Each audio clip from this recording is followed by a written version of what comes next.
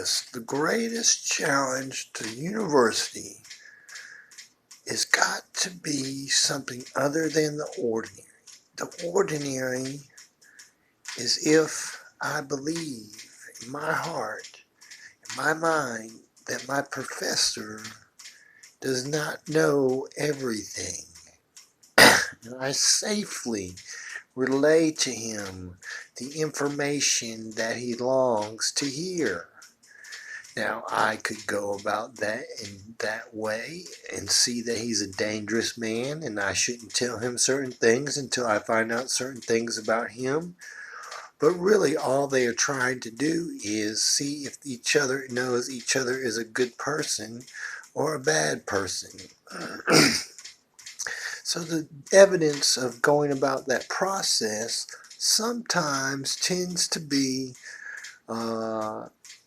cumbersome.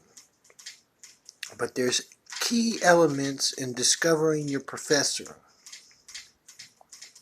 One, you don't really need to know his references, where he went to college, things like that. That can be quite offensive to somebody who's prestigious. So he doesn't want you to find out what's offensive to him.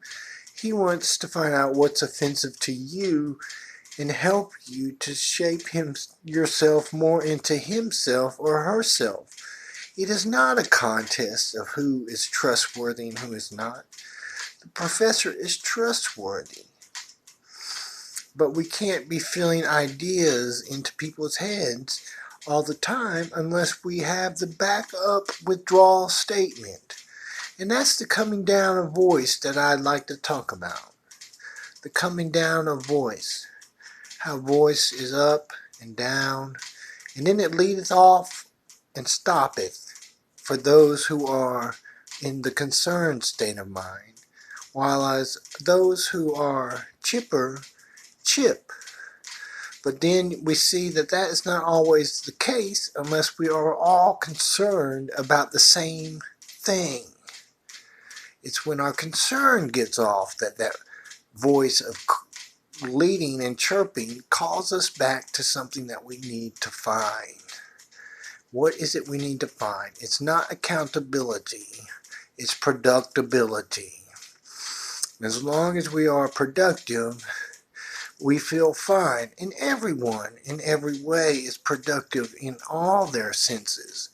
No one goes to the edge of the curb without trash.